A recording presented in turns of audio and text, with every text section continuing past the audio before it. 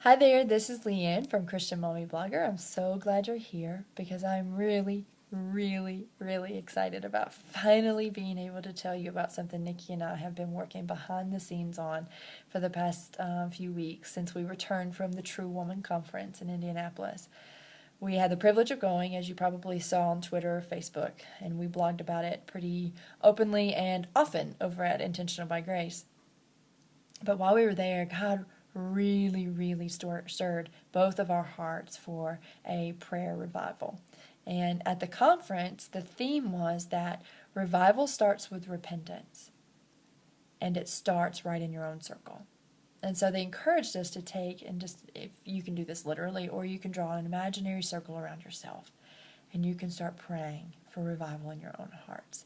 Praying that God would arrest your heart for His glory, for His purposes, for His mission, and that He would give you wisdom, and that you would just be so into His Word and walking in His will, that it would just overflow onto all those around you, and it would affect God math is amazing. If you think about this for just a moment, 8,200 women sitting in this conference, and we're all encouraged to pray for revival in our own hearts. So let's say all 8,200 women were revived, and all of us were just married. We had no children.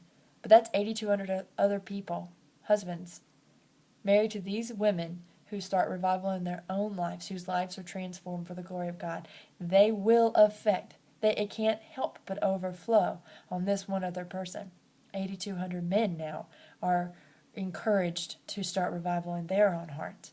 And so if you think about that in the small terms, most all of us there have at least one kid. Most all of us there have, a lot of people had grandkids there, like that. They were grandmothers and aunts and uncles, and some of us work outside the home, some of us worked in the home. But guess what? Nikki and I are bloggers. We understand that, and we see that's our platform. And so the God math in this is that how can you, as a blogger or as a website runner of any sort, whatever brought you to this video, if you have a website that you run and have control over, how can you use your platform for revival in our nation, in our world, in our churches? That's the question. Let's think big. Let's get passionate. Let's think big, hairy, audacious goals here and say, what if we used our platforms to encourage you to pray for revival? And that's exactly what we're going to try to do. Because we think that outside of individual transformation, which I have personally seen start right here in my own home and in Nikki's home, and by watching her, especially in this particular situation, I've been encouraged to really seek the Lord for revival in my own heart, because I've seen her life transformed, and it's encouraged me to do the same. And I got to thinking, if that's happening between the two of us, how can we, our lives transformed, encourage you to live a revived life and to use your platform, and so on and so forth. So on October the 18th, which is this Thursday, we want to invite you to a prayer blackout. We are prepared to shut our site down for the day. We will have a static page on our site that says, you need to pray. We would like to invite you to pray is probably more likely what it will say. But you need to pray. We need to pray for our nation, and we need to pray for the upcoming election, and we need to pray for our current president as he exits, and then if he is the next president, we need to pray for our nation, because I think we know that it is much needed. And we need to pray for revival in the church as a part of this, and trusting God that, you know what, President Obama might be our president. And he currently is our president. And you know what? Regardless of where you fall, he needs our prayers. He desperately needs our prayers, regardless of his religion, regardless of his stance on anything. He's still our leader.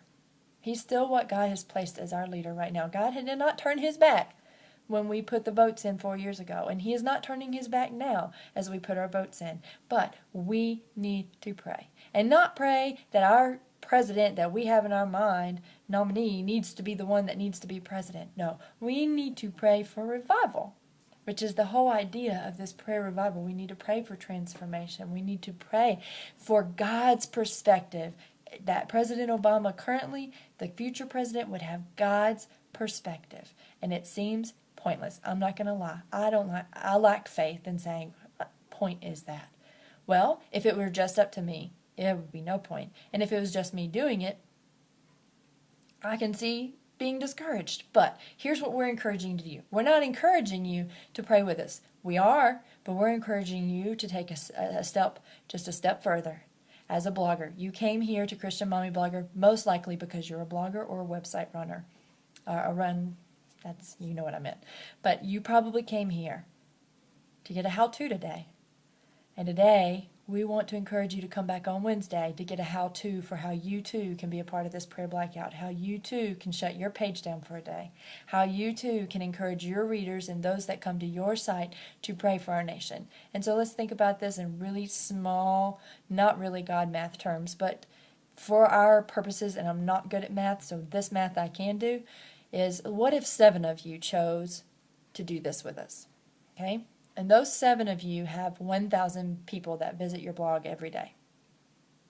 Okay? That's 1,000 people that come to your page and say, hey, where's all the content? I came here because I needed to get those brownie recipes. Wait a second. Pray, blackout. Pray for my person. Huh. Guess what? They now have a choice to make. They can leave your site and say, that was dumb. Okay, if they're Christians, I highly doubt that's going to happen. If they're not Christian, they're going to say, what is these people up to? She just shut down her page for me to pray. That's bonkers. Maybe so. But hey, maybe she goes and checks out your next door neighbor's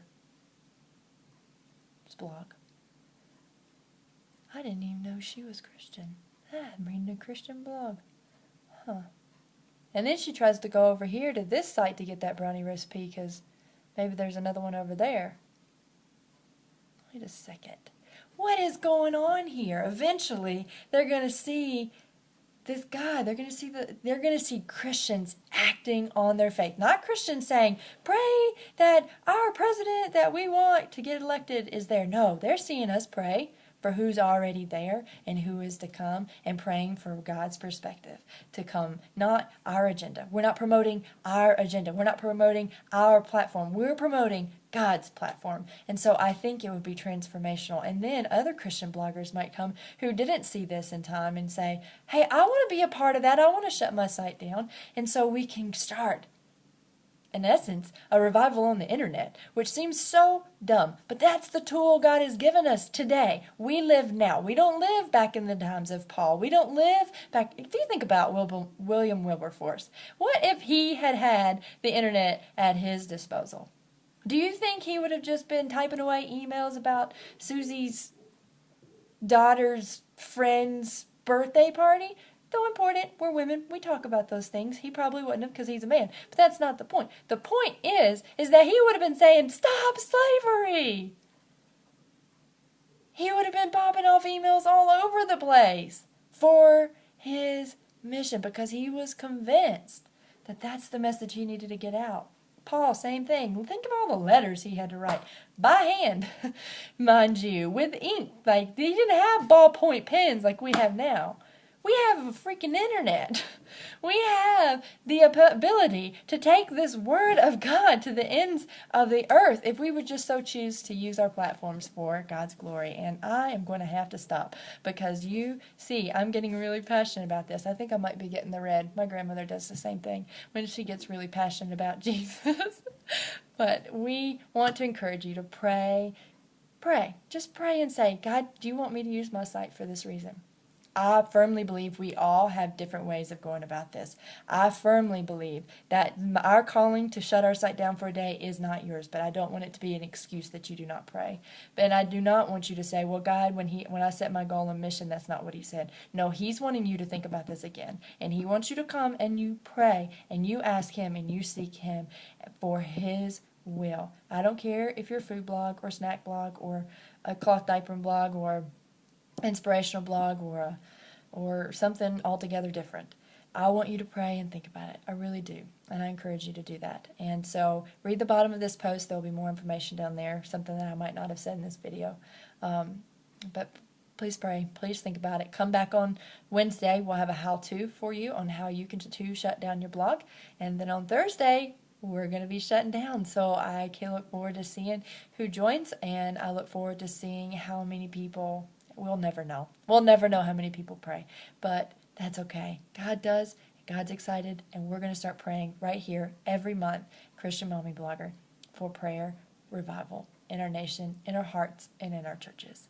I hope you've enjoyed this video. I hope that you'll join us, and I'll see you again very soon, because we'll start doing a little bit more videos for you in the coming future, in the coming weeks. I hope you have a great day.